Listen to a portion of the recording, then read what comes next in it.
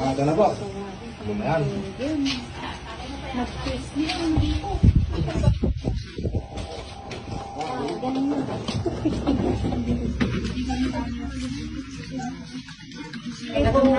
Matang na yun.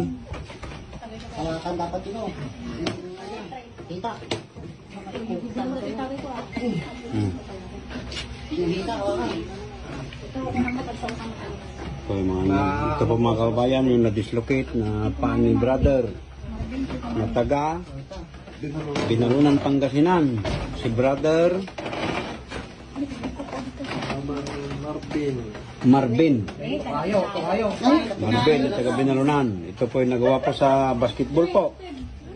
Oh, ito po ang paa niya.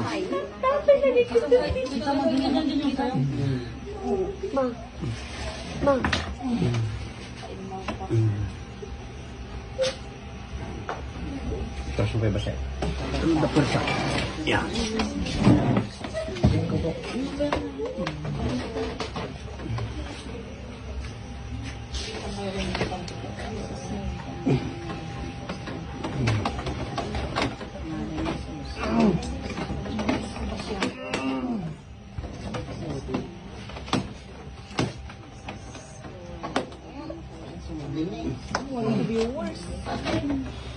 Na rin na kung saan hindi kaya na.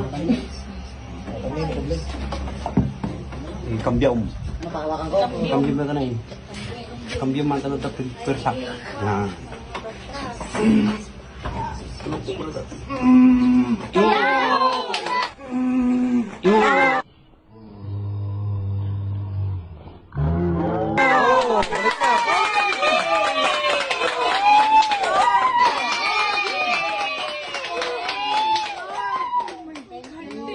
Balik na po. Balik na po. Balik na.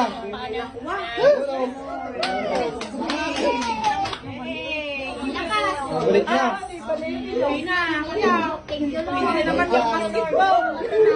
Aper na tayo. Aper na. Aper na. Ibinta mo na yung gula. Oh, makita mo na. Tingnan mo na yung paa mo. Pwede na mag-basketball ulit. Na yan,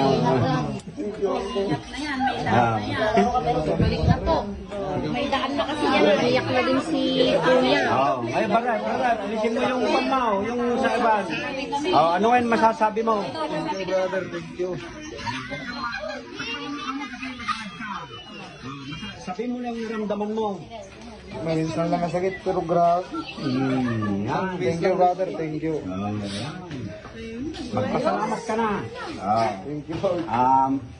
Mga kaubayan, ang paa ni Brother Marvin na taga Binalunan ay nandito na po siya. Oh, Thank you, brother. Ayos Thank na you, siya. Thank you. oh. Wala na po yung pagka-dislocate. Kanina, makita nyo kanina kung paano. Grabe, kanina. Oh. Kasi sa hospital, brother, in-x-ray ako kanina. I-schedule pa yung pagbabalik. Tapos kailangan pa akong mag-general anesthesia. Kaya nabuti nung kapatid ko na ipunta na lang kami dito na. Salamat Lord sa pagbibigay mo sa akin ng talentong ito. Sa mga nagaganito, yung mga i-dislocate. Kapasalamat ako Panginoong Hesus. Binigyan mo ko ng ganitong talent. Thank you Lord. Bigyan mo ako Panginoong Hesus ng mga buhay para marami akong matutulungan.